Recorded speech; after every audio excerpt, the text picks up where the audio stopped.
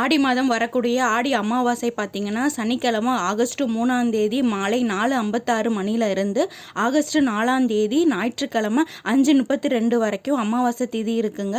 நம்ம தர்ப்பணம் கொடுக்கணும்னு நினைக்கிறவங்க ஞாயிற்றுக்கிழமை அன்னைக்கு எந்த நேரத்தில் வேணாலும் எப்போ வேணாலும் நம்ம கொடுக்கலாம். அதுவும் இந்த மாதம் பார்த்திங்கன்னா அமாவாசை ஞாயிற்றுக்கிழமை வருது, அதனால அது ரொம்பவும் சிறந்தது.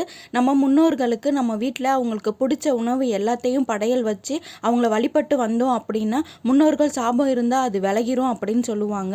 பித்ரு தோஷம் இருந்தாலும் அது நிவர்த்தி ஆகும் அப்படின்னு சொல்லுவாங்க. அதுலேயும் பார்த்தீங்கன்னா காகத்திற்கு உணவளிப்பது மிகவும் சிறந்தது அப்படின்னு சொல்லுவாங்க. ஏன் அப்படின்னா நம்ம முன்னோர்களின் மனம் குளிரும் அப்படின்னு சொல்லுவாங்க. இந்த நேரத்தில் பார்த்திங்கன்னா நம்ம குலதெய்வத்தையும் வழிபாடு செய்யலாம். மாதம் வரக்கூடிய அமாவாசையை கும்பிட முடியாதவங்க இந்த ஆடி அமாவாசையை கும்பிடலாம், அது ரொம்பவே சிறந்தது.